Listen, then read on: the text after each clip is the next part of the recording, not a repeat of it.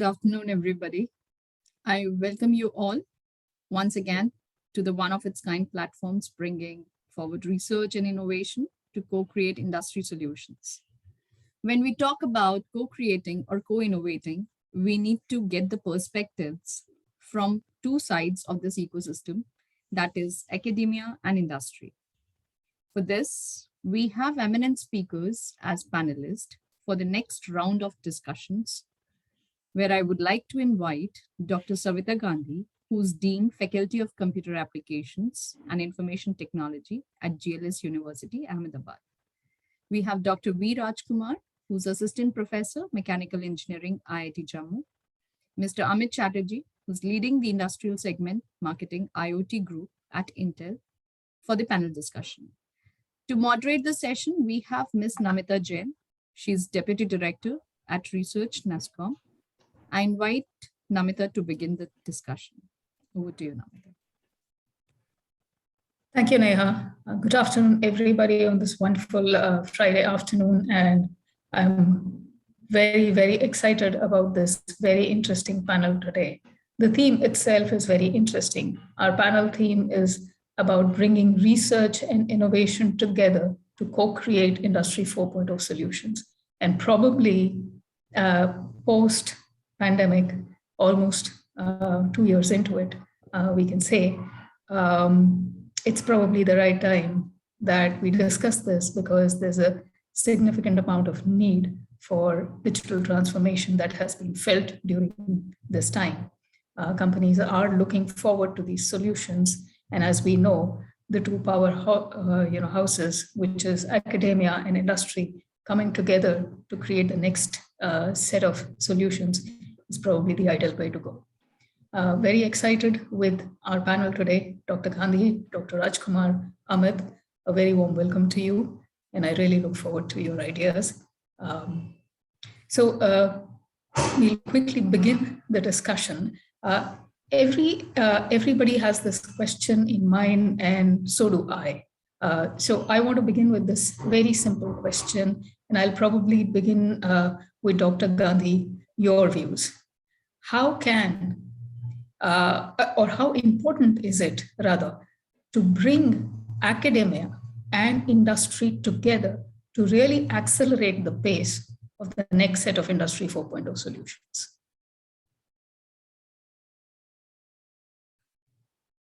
Dr. Gandhi, you're on mute.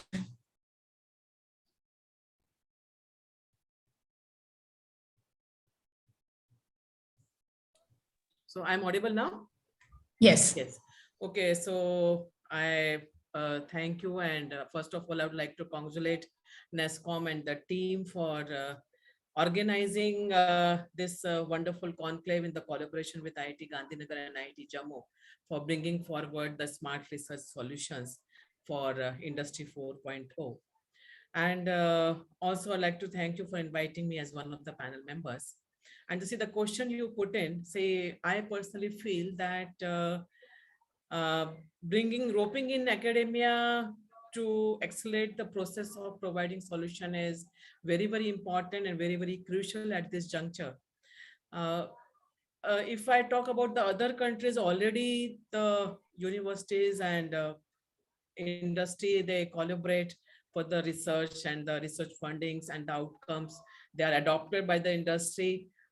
Be it smart manufacturing, or be it smart services, or be it any other research potential, health services, or etc. We have enormous examples. Coming to India, this collaboration is not much seen, though the government fundings are there for the research projects to different universities. But somehow, looking at the current scenario, my perception is that much of the research done remains published in journals and remains confined to the most of it to the laboratory of the different universities.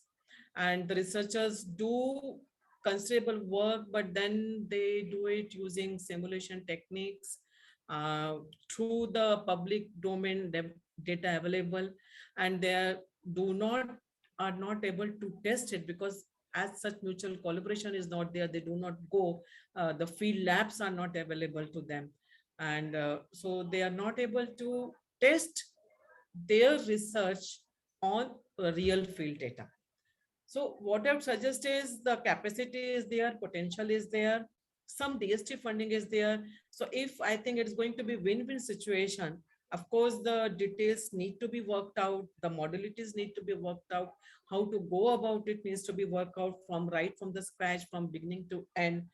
But this definitely can bring a very process fast, because speedy the solutions to smart manufacturing uh, through collaboration with the academia, and so that I mean the problems can be identified, and depending upon the expertise, that you can have even distributed solutions. I mean, the problem, can you have a distributed division of the problems, and depending upon the expertise of each of the academia departments or the institutes, they can take up and provide solution. Definitely, see, lot of groundwork would be necessary from beginning to end, so that the development funding, or maybe built-in lab, or the facility for to test in the field lab, so these have to be made provision, these provisions need to be made available. And at the end, of course, both sides have to be hold accountable. I mean, the academia as well as the industry, so that fruitful collaboration takes place, and at the end, the sustainable solution is getting delivered. So this needs to be checked. I mean, involvement from both the sides is very, very necessary. Just passing on the problem will not serve the purpose. So passing on the problem, involvement of the industry expert, at the same time, involvement of the academia expert working on it. And but I feel at the end, I mean, definitely we can have, I mean, everywhere it is working successfully, marvelous results can be brought out. Of course, at the same time, there's one more aspect which I may like to touch upon, and that is, of course, many institutes are revamping the syllabus, and but still, I mean, multidisciplinary approach would be necessary. So see, the courses need to have even computers, like if you want to have smart solutions like IoT knowledge, electronic knowledge, and also stress on the STEM discipline. If you want to groundwork, if you want the people to be bring innovation. So see, you can divide the work into two types. One is the innovation, other is the application side. So the make people interested in the STEM disciplines and incorporate those multidisciplinaries, and depending upon the type of solution we want to provide, right? So like healthcare, so knowledge of also the medical medicine science comes. If it is other agricultural, then agricultural knowledge. So it is has to be little, I mean, a small multidisciplinary emphasis also needs to, like of course NAP 2020 has it, but then this has to be worked upon it, so that, I mean, the full-fledged proper solution is developed. Then of course the technology transfer also, I mean, that need, so all the process needs to be worked out. So more can be discussed, let the other panelist members contribute, then we can come back again to discuss more. That is just the basic point which I needed to carry on. Sure.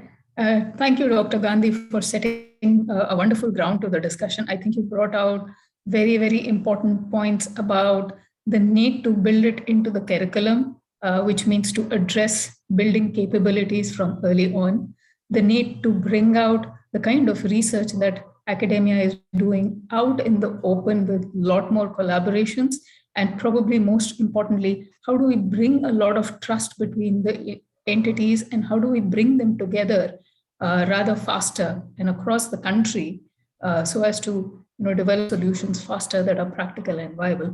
I want to go to Amit now. Amit, you've been in the industry, you've been at the forefront of a lot of this, and you've worked with a lot of academia, you've worked with a lot of startups.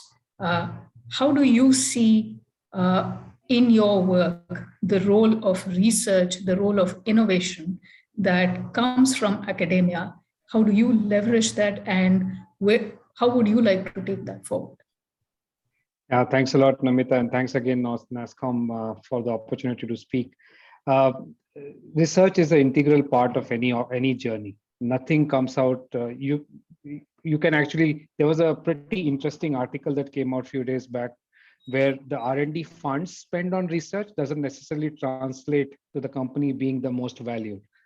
right? I think there was a breakup that was done where Apple was not spending as much, was Microsoft was spending, but we know that Apple is considered to be most innovative, or at least to some extent is still innovative.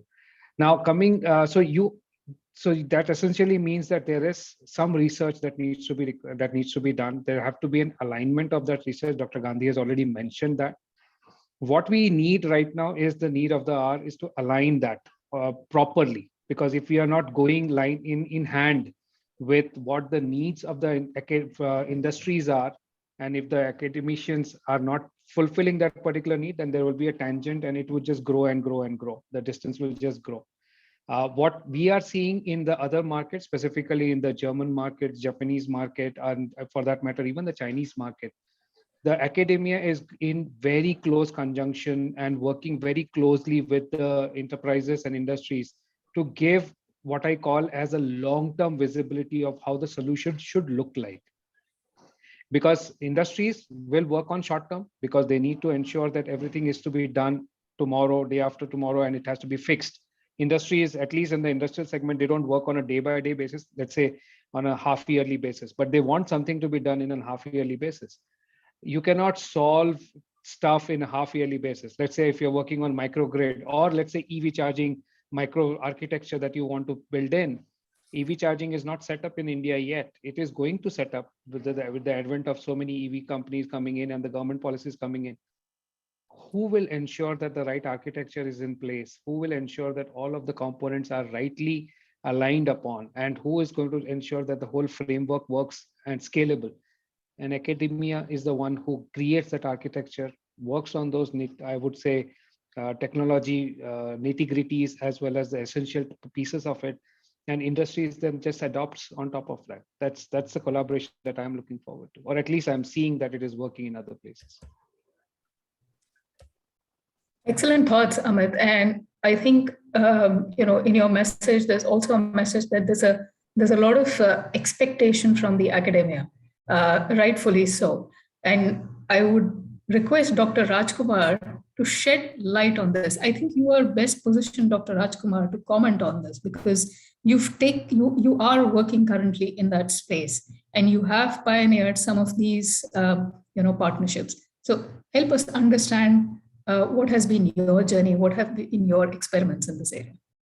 Yes, first I would like to thank NASSCOM and team and the other panel members and also Namita for giving me this opportunity.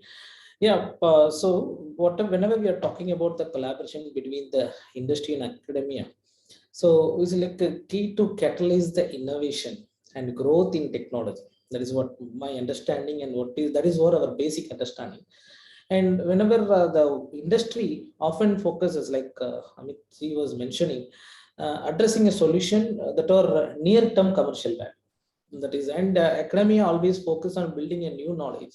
So they are doing them through research and imparting to the educations to the students. And the combination can yield an accelerated development of new breakthroughs also.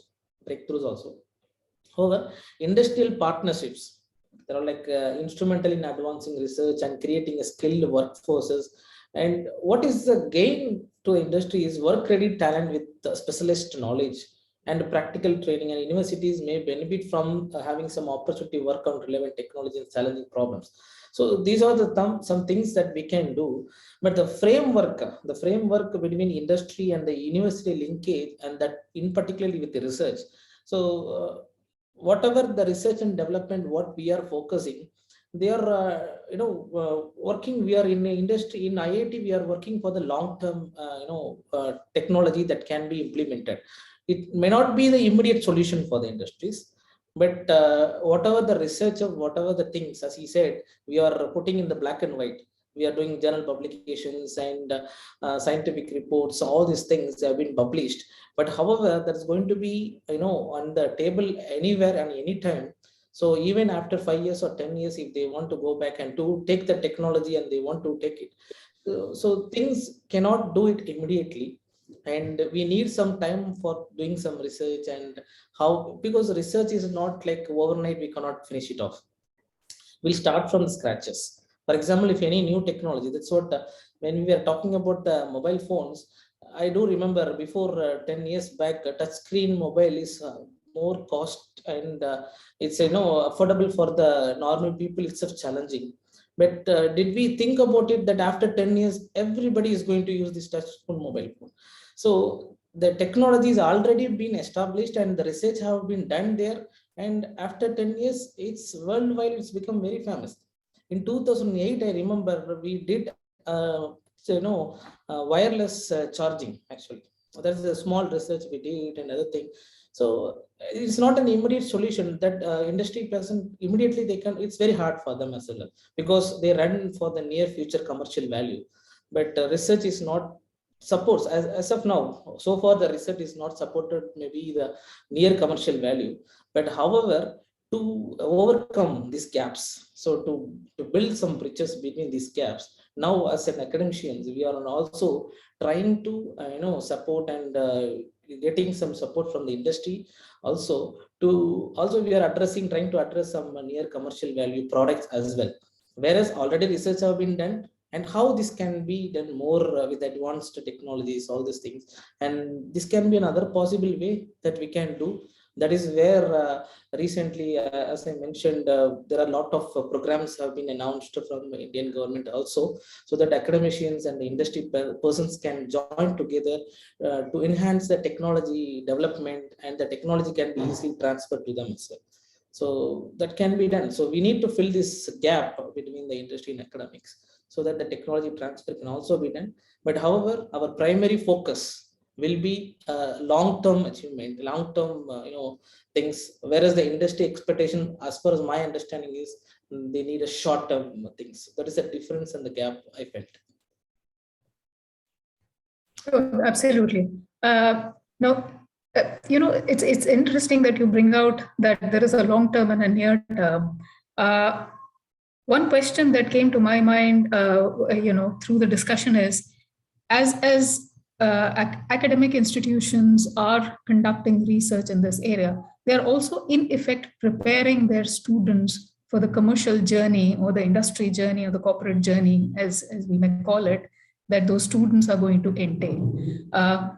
Probably that is one very big reason why it's in the interest of a lot of academic institutions also, to come forward and seek partnerships with industry in and around their areas to kind of train their students, not only in that specific technology or how that technology can be commercialized, but a lot of other aspects, coming together really prepares the students for the kind of experience that they can expect to have when they hit the corporate world, when they actually get down to real business and look at a technology and say, this is a solution, it needs to be commercialized, it needs to have some kind of an ROI, it needs to have a market, there is a supply-demand force here, and all of those things, right? So from that perspective also, it probably becomes a lot more important. Now, I want to address one question that all of you mentioned, which is there is a gap. And you also mentioned about how things happen, outside India, maybe in the more mature markets or in the more mature economies where this partnership is very well established. Probably if a US industry, if a US company wants to think through research, they would hit the MIT or the Stanford or the Caltech first. What can we do to make that happen in India? I would like to begin with you, Amit. What would be your 1, 2 to 3 things that you think would really make this work? I think Dr. Gandhi has already said it. It's credibility. Can I rely? Right? Because from an industry point of view, industries are okay to experiment, but you need some commitment from the other side. And I think that's the most important aspect around it, right? So can I rely on the professors? Because student will be the support for the professor. I don't want to say that it is the student which I'm going to rely on. I want to rely on the professor. Is the professor signing up and saying that, look, whatever said and done, this particular portion I will be completed and will be completed on a due course of time. Great. That's the kind of thing that is required from a commitment point of view, from a credibility point of view.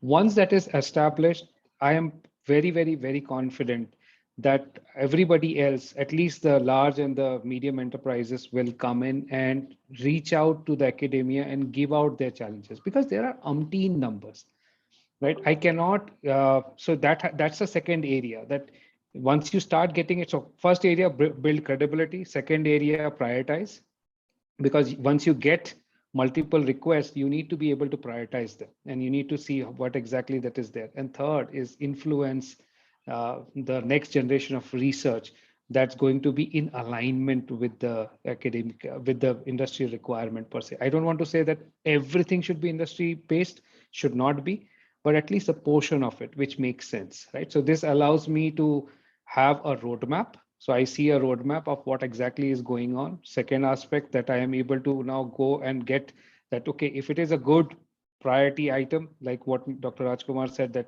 capacitive touchscreen, for example, we have been using resistive touchscreen and touchscreens for a long time in HMI devices, human machine interfaces in industrial space. But who thought that it will go so big in commercial handheld phones? We never thought that, right? So those kind of things are something that the industry will do. They will innovate. They will go into those particular aspects. We are not expecting everything to be done by the academia, but at least bring in those essential technologies in a prioritized manner, and then build credibility that you deliver when you say you will deliver. That's all.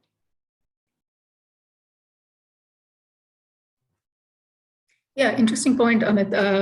And probably the more interesting point, I think, was the long-term roadmap view that can be built in collaboration.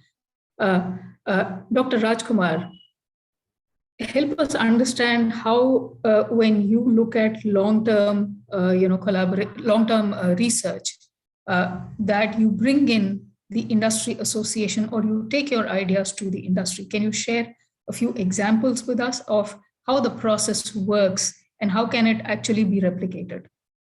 Yeah, that's a good topic that we can discuss. Just I want to give an example, very simple example. As you all might be known, the like a numerical control machining process, what we are using currently in the manufacturing stream, like CNC machining process, all these things.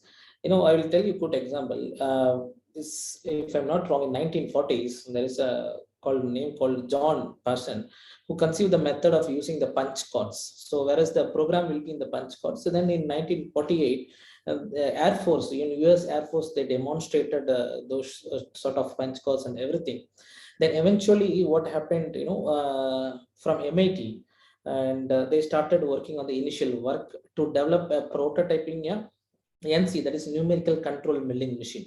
So as you can see, the year variations, 1940s, a person conceived the method of using punch cards, and 1948, so it is slowly evolved, and they started demonstrated in the US Air Force.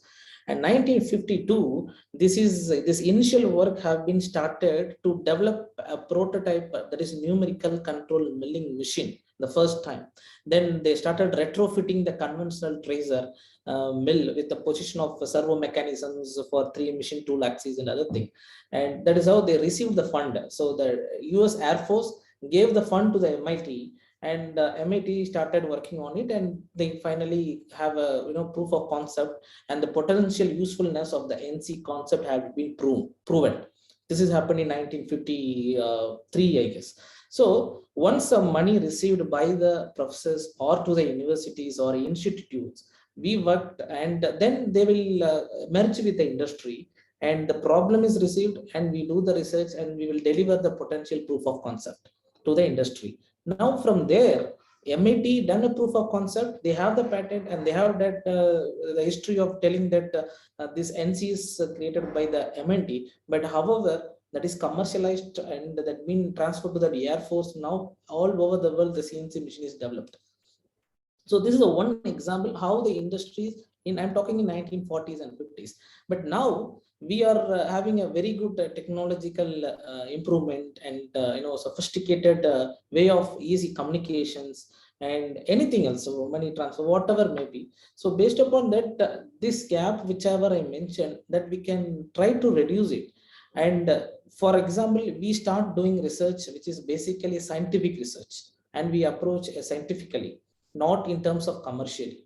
So once a scientific proof of concept been published, so the publication is like academic currency that I used to feel about it. Okay, so it is once it's published in Nature or scientific report, whatever maybe, that means the proof of concept have been aggregated by the worldwide publishers, and that going to be cited out of it. So once it is done scientifically, then later on we can think about how it can be commercially developed, and we need the industry partners to work along with us. For example, if you take GE, so GE have essentially they're having R&D section now. So the R&D section is completely functioning based upon the academic professors. So collaborating with the academic professors. So their commercial value is different, their marketing and their production is different. But the problems come from the commercialization, and they put into the R&D departments, and the R&D has completely connected with academics as well as the industrial scientifics and other scientists all together, and they are solving the problems. They are trying to push. It may not be within a year. Some research we start with GE to develop a single crystal alloy development for the turbine blade, but still we are working on it to solve that problem. So to develop using 3D printing technology. So still it is a challenging task for us. So we are trying to create more scientific approach, and we are trying to adjust the parameters. We are, all the things scientific approach are going with the support of GE, with the support of the funding as well from the government. So now that once it is done, then it's good to go with the GE to, they can produce it and they can do it for the commercial applications. So this is how, this is all large scale industries. They are already having this R&D setup, and that can be done. But currently, to motivate the medium scale industries and the startups. So the government, they are now asking the startup based company, please collaborate with the industry, sorry, academicians, to have any technology transfer that you can do it immediately. No more doing a lot of research and just publish it. No need. Go TRL level, technology readiness level, go up to 9 and commercial it and finish the product. That scheme's also been opened up now. So we are also now trying to, but it's not that easy and easy task that immediately. For example, I'm 3D printing a component. I'm telling the industry person to scale up and do it. Where is the resource? So material, whatever the material I'm giving, new material, I do in the laboratory level. There is 100 grams of material I can generate, and I'm making it and do the sample level research and everything. But once it is transferred to the industry, they want to identify the scale up, upscale. So they want to find the source, resources, and everything. So that takes some time at least. But immediately some technology can be transferred, but something, many things we cannot do it as EL is possible. That is near commercial value. That is what my comment on is. Great point. I think you mentioned a lot of interesting ideas, and I would like to come to Amit with those. Dr. Rajkumar, you mentioned how the example that you took, which is working with GE, they are kind of feeding in both near-term as well as long-term ideas. And I think every organization is now taking multiple scenarios in perspective, because when we talk of Industry 4.0, particularly, we are no longer talking about every cutting edge technology delivering a result. We are actually talking about a very nuanced, very seamless, very thought through interconnection of technologies that actually solve a business problem, and it continues to solve and grow, and eventually to the point where there is an optimal level of automation in the organization. Now, those definitely give the industry an opportunity to think in the long-term perspective and create a pipeline of a concept that they can take to the academia and start working with. Amit, Dr. Rajkumar mentioned that most companies have R&D. How does it happen at Intel? And give us some examples or some idea about your specific working with the academia here. So so you think about it in this way, any organization will have a deep R&D team. We call it as Intel Labs, which is working on something called 1.5, 2 year plus horizon kind of work, right? Which is exactly in line with what the academia is trying to do. So that particular team works very, very, very closely with the academia, whether it is the IISc here or the IITs in India. or even for that matter, any other academic institutions across the globe. That particular work is definitely happening, which is in line with what our bread and butter business is. Intel is a silicon company at the end of the day. So our researchers are very highly tuned up to what should be the next generation of cryptography that we should include in our, like quantum computing. How can we bring in quantum to, let's say, something that can be really readily used? Can I use crypto-based technologies to be brought in at a very, very low form factor onto a silicon roadmap? Or for that matter, bringing in the next generation of AI accelerators, or the bringing in the next generation of compute platforms. Those are research topics for us, because those are some things that we need to be planning ahead for the next 5-6 years down the line, right? So that's our lab's work. Come to one level below, which is where I come in, which is the business unit part of it, where I need to be ensuring that there is money coming into Intel, right? Where I need to ensure that all the things that we have developed so far is able to be sold out and is commercially viable. Not immediately, but at least over a period of time. And then I have the sales team, which is responsible for ensuring that that is sold out immediately on a quarter by quarter basis. So you have to map out all of those aspects. Like I said, long term, mid-term, short term. Every organization have that kind of a functionality or role. It's not that you don't have it. The best part, and Dr. Rajkumar and Dr. Gandhi has already said and highlighted on that particular part, whatever is done, you cannot have everything commercially viable from an academic institute. It's not possible, and it shouldn't be done. You are not a money-making organization at the end of the day, if you are an academic organization. And that's the credibility that you bring in. That's a long-term visibility that you bring in, because I am not doing this for only money. Obviously, you want some funding for your department to run, but you are not making money there, right? So that's the whole point. Now, coming back to the point, you need to rely on the industries to commercialize and scale it up. You have to do that, and it has to go in hand, which Dr. Rajkumar has said. Like I said, the labs team work with that, and there are those kind of engagements that are in line with what the large organizations typically need on what their future is looking into. Those are always going to be, or I would say primarily going to be, essential technologies. I haven't seen anybody doing anything other than that. It's always essential small pieces which have to be solved and that are critical or crucial for anybody to be brought in. Now coming to the other portions, once you have done this, once you have built the roadmap, then it's a very easy job. It's like just tracking it out, seeing that all of it is working in line. Whoever is working on that particular one is giving a proper update, and just program management tracking that goes along with that. That's it, nothing more than that.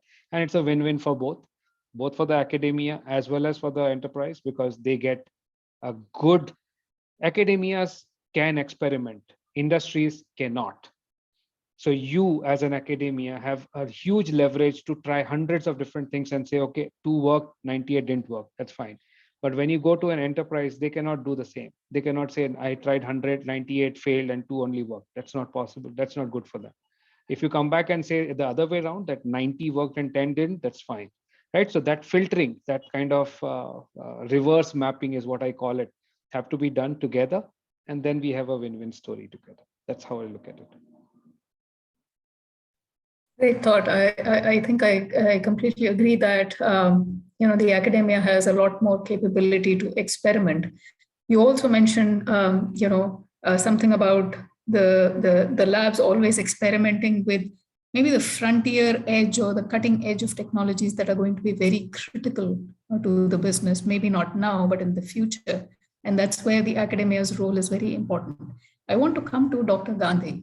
Dr. Gandhi, you've spent more than 3 decades. You have a fair understanding of how systems work. How can the curriculum or the educational system be modified? Because it's very important now that the pace at which technology is changing, that these newer elements are brought into much earlier, that students are excited about it, that by the time they come to a point where they have to collaborate with the industry, that they are literally ready to hit the ground running. And we are talking not volumes, because we are anyways, we have a fairly rich set of graduates who come out. But how do we get to a point where we tackle the whole domain plus technical knowledge to begin with, while they are in the formative years?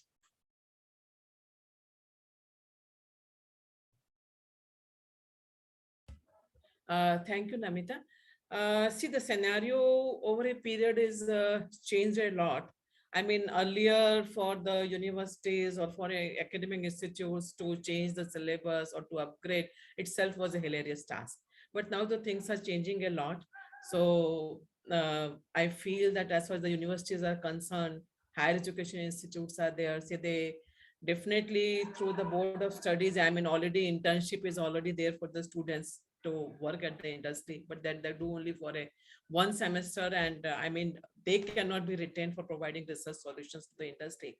So the one is like in the different courses, different specializations, the revision of the syllabus, different tracks can be incorporated, number one. And second, more important, rather than the higher education, see, higher education already changes are definitely taking place. Already the UGC has announced. And so the different courses with the different specializations like cyber security, data science, you know, many private universities, many even institutes, like if I take DICT example, our IITs are there, like PDU are there, and even Gujarat University, they have come with the specialized long back, see like MSc and AI/ML, and they're offering courses. Students are doing work also on it. But at the same time, see what is there is that I feel, I personally, that is my personal perception, that see, all this research innovation requires the basic fundamental knowledge of, I said, the disciplines like STEM, mathematics, statistics, you know, the physics, all this. So that interest needs to develop from the school level. So we have to, I mean, make the subjects interesting, make them a concept of that the students, you know, from the very, I think I would say from the very childhood, the more stress is on the examination system, the stress is on the memory. You learn memory and you produce by memory. Rather than focusing, memory is important. But at the same time, rather than along with the memory, the stress also all should be on the fundamentals, understanding of the fundamentals, application of the knowledge and application of the knowledge. Like so there's the one taxonomy, Boltzmann taxonomy, there are other taxonomies also. So basically, I mean, the rather than churning out the graduates from the universities or from the institutes, the more stress would be on the knowledge based and fundamentally sound, and at the jointly together they should be see, if you are producing a graduate in particular degree, I mean, you can have different tracks and some basic fundamental subjects that they should be aware. So basically it is not that they just become applicators of the tools or technologies or of the concept, but they are able to, they have the potential to innovate also. Even if they join industry, they have some potential to innovate also. It should not happen that only research takes place at the academia level, right? So even the small minor changes, small innovations, the people at the industry should be able to do it, those who join as an industry. The foreign countries, of course, the scenario is very different. I mean, the people hire people from the academia, the industries, and the people are doing research in the industry itself. So basically, and maybe in the the syllabus changing in the board of studies, one or two members to be incorporated from the connected relevant industry, so they can contribute to the designing of the, at least they can contribute their views and designing of the syllabus, and maybe even practicals also, if they can be done with the interaction. So that would be, we would be able to churn out more appropriate graduates, the other normal institutes also. But then how to work out, and every industry may not be able to provide, every institute may not be able to do it, but still some section of the academic institutes would be able to do it. Sure, absolutely. Great points, Dr. Gandhi. One key question here, and while we are talking about Industry 4.0, we are currently conducting research that we will soon be announcing as part of this event. We're conducting a research on what is the state of adoption, of Industry 4.0 in India across the manufacturing sector.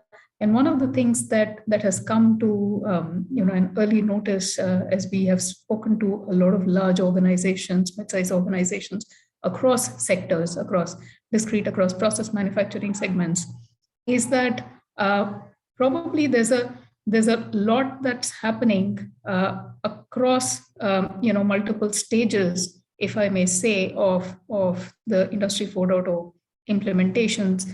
There's a huge chunk of organizations that are at the POC level. There are a set of organizations who are experimenting probably at the level of making a line automation happen, to even some experiments around dark factories, etc., which is probably the ultimate goal of Industry 4.0 solutions. Across all of these conversations, one thing was very, very interesting is the need or the real want of the industry to work with startups, and get more ideas. And we all know that, if you go to the academic institutions and ask students what is it that they want to do, probably the largest percentage today will say they want to have a startup of their own. So it's a very interesting bridge, I believe, which is you kind of aspire to solve a problem through a viable business opportunity, which is a startup, and then work with the industry to really understand what particular business problem can that be. Amit, in your experience, how have startups helped in maybe in your internal Industry 4.0 journey, or in helping you think through, in the Intel labs, think through such solutions? What's been your experience with startups? Phenomenal. There's no other word. Startups are by far the backbone of anything that we are trying to do, at least as part of Intel. I have seen them to be extremely smart, extremely nimble. That's the key part of it, and very, very flexible. Now, when you are, to Dr. Gandhi, I think there was one point that she made on the curriculum part of it and bringing inquisitiveness into the student from the start. I would like to use the 5 principles that generally people use in product marketing. Now, I don't want to say that it is not part of engineering. It should be part of engineering, at least that why, when, where, how, and where, right? Why, when, how, where, and when. Sorry, forgot that. I'm missing it. Now, if you don't know how and if you don't know why, then we are not going in that particular journey. So even for a startup, if they are understanding why and how, if they apply that particular piece, and start with their journey from an ROI to solve the right set of problems from day one, I have seen incredible success with them, and I'm fortunate to be mentoring quite a few of them. I'm fortunate that I am working with quite a few of them. Yesterday we had a pretty decent launch of our startups as we speak. It is really I would say great to work with them. No doubt about it. And the thing that I always like about them is the speed and the pace in which they work. And that is what is the need of the hour. Fortunate, IoT 4.0 is data driven. A lot of our organizations in the country, unfortunately, are in the stage 2 and 3. Very few of them are in stage 4. Complete organization into Industry 4.0 is very unlikely, not even in the globe. I'm not just talking about only India. There would be a portions of their organization which will be Industry 4.0, which is fine, absolutely ROI driven implementation. And because it is software driven, the startups and system and software driven, let's not make it only software, system and software driven. The startups are the ones which can give me extremely quick implementation, very good ROI value in less than a quarter. That's the need for me. Very interesting. Dr. Rajkumar, how are academic institutions actually instilling, in your view, the idea of building a viable startup, while you are learning?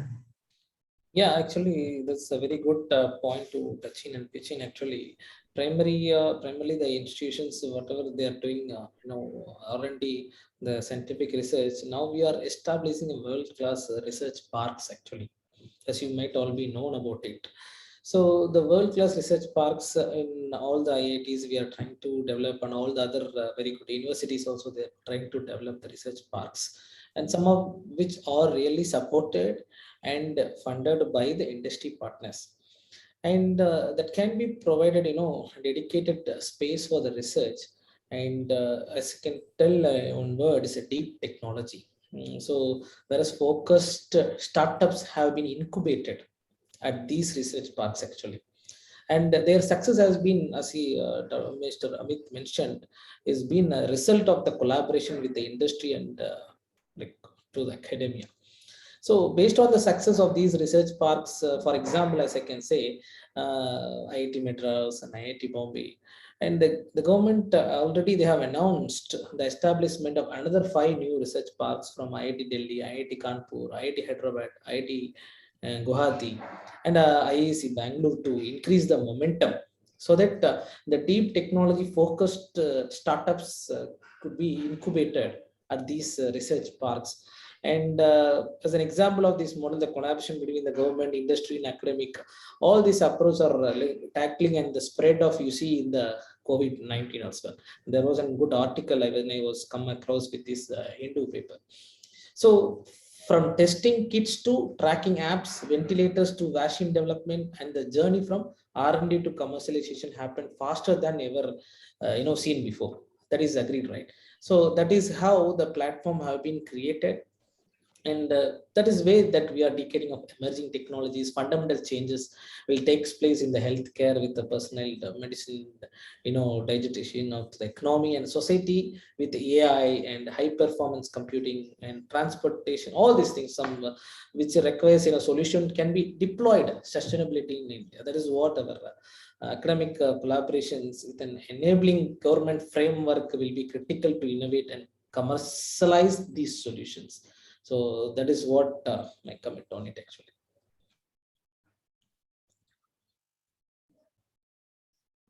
Very interesting that you threw some light on that, Dr. Rajkumar. And I think that can be a very interesting thing to scale across the institutional startup industry model, because it also allows a lot of localization, and building of the local industry academia partnerships. So it kind of allows us to not rely on just certain areas or certain specific institutions, but kind of build institutions of eminence across the board, which is probably also the need of the hour to speed up the kind of R&D that we require.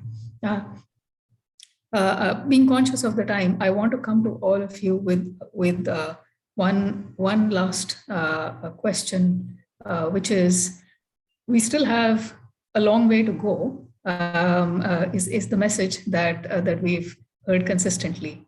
And there are things to solve in kind of bridging the gap, in making the two entities work together. But we also realize is that there's also a play, that some of the policies have. Most of our academic institutions are also driven, by the local or the central government funding.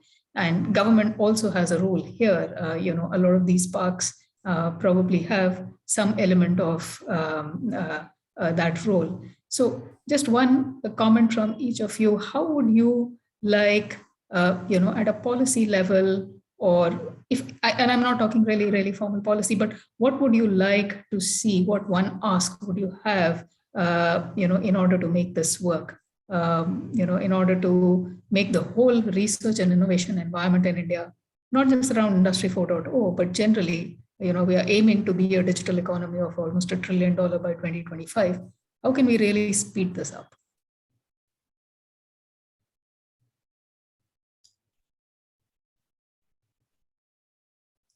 If I may begin with Dr. Gandhi. Thank you, Namita. So, see, basically, it first has to begin with the mutual trust, and maybe some interface has to be built in, where otherwise it will just remain a topic of the panel discussion. So see, this has to be enhanced.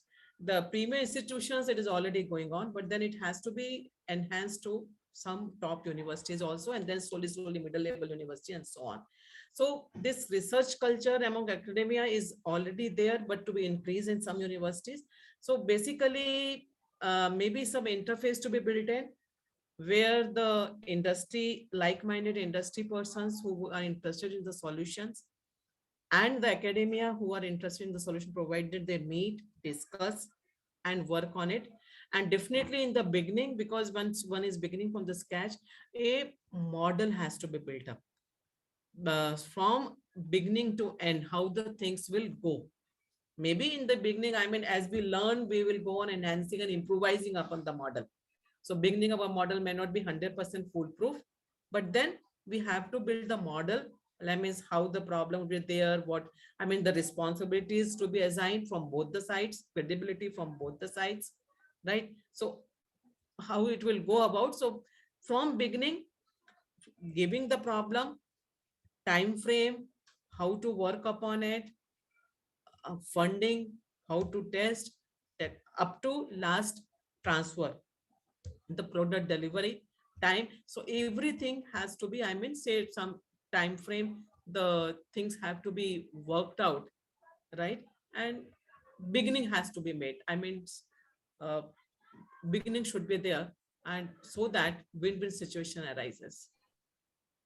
And this should be uncast. Lots is taking place, incubation centers are taking place, research parks are being built, and many, all government fundings are also there, research projects are also being accomplished, but still lot of talent is still not being utilized. So I think need of the hour is uh, some building up of the model, and beginning with this practice, building up the trust and working on it.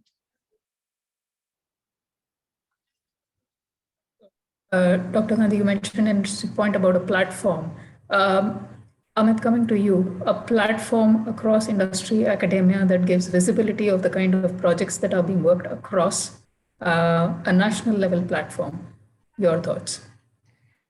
Need of the hour, something similar already happening, like I said, in other places, whether it is in China, if you want to go, whether you're going into Germany or Japan or other emerging economies. Yes, that platform is in place, already set up.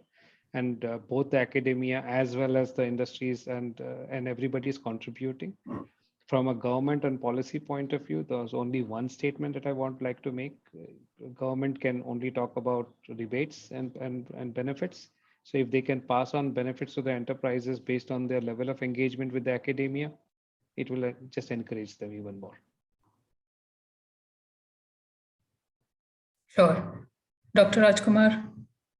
Yeah, actually Your closing thoughts. Yeah, yes. So agree with Dr. Gandhi as well as Amit Ji. So my thing is, so as far as whatever things what we are doing from our side to develop all this to create a platform, so we would like to propose have something else to exchange students internships, and as well as the company industries, they get benefit out of it. For example, if they are recruiting some persons, they might be need for training them for 6 months and all things, but they can send to the institutes, and we have some module with respect to the syllabus which we framed, and we trained them, the industry people as well. And our PhD students already been, we have some tied up with small industries, and they are also getting into the industries. So the platform is like student exchange as well as the employee exchange between the industry and the academics. That is also a good platform. And as Dr. Gandhi mentioned earlier about the school, even for the school students, that we need to train up something else, some basic fundamentals, other things we need to frame the curriculum. So as far as in Jammu and Kashmir, as you all know that in IIT we are using in outreach and continuation education for all the Jammu and Kashmir based schools, whereas all one faculty from each every month we are giving a lecture to the school students about each technologies, and we are giving some insight about the technology to the students. Not only particular any government schools, we are open to all schools, whichever. And these funds also comes from our Indian government to deliberate all these sort of things. And fortunately, one thing is industries also collaborated with us to reach the school students. So, for example, when we are talking about the 3D printing development, so some industries came up with us, and we went along with the 3D printing machine. So, like this, so academics and industries, if joined together, so it is going to be the game changer for sure. So we will also be very soon in competing with as Amit is mentioning, China, Japan, and all these things. Only thing is we need to work out more. So that slowly things are on to the platform. Still, we need to create a more concrete, collaborations. And these are a lot of examples that we are working on it, that we can tell that it actually, and mainly on the proposal sides also, projects also, any projects, what respective to the discipline. So now we are currently collaborating with the industry aspects only. So, and from our side, so the students want to feel the startups and entrepreneurships, all these things. So we are inviting an industrial specialist to come into our campus and give a lectures, because we, as he mentioned, we teach all the syllabus based on everything, and we'll go for our PhD students are there to do research, and we all do that. But anyway, industry person, they will talk with respect to the commercialization and how the startups and entrepreneurship development. Recently, we had a graduation, and the former chairman, the current chairman from the steel, Indian Steel. So he came and he gave very good insight about the industry development in the steel actually, how we are competing with Japan and how we are competing. So we want industry people to collaborate as well as, and of course, if we both are joined together, then it is a game changer to our Indian economy and whatever may be the technologies. Yes. Absolutely fantastic thought, in your last comment, Dr. Rajkumar, that we definitely need this, and there's a lot of hope. There's a lot happening on both ends. The objectives are not too diverse. They actually have a lot of scope to come together to be very synergistic, both the short term as well as the long term. I think the need of the hour is really a very transparent system that allows information to be accessed and connections to be made. And I hope that this particular discussion has been very, very informative for our listeners, and they take some cues out of this discussion. It has been wonderful interacting with all of you. Thank you, Dr. Gandhi, Dr. Rajkumar, Amit, for this fantastic conversation. Thank you for your time. Thank you so much, Namita. Thank you. Back to you, Neha. Thank you. Thank you. Thank you very much to all the speakers who have brought the very, very important points during their discussions regarding the role of academia in driving research in Industry 4.0, finding out ways to see the relevant and viable possibilities of engagements, creating an ecosystem to bring the credible research and innovative solutions forward through collaboration. Thank you, Namita, for moderating the great session. And I must compliment all the members here to keep up the timeline so well. Thank you. Thank you very much for joining us.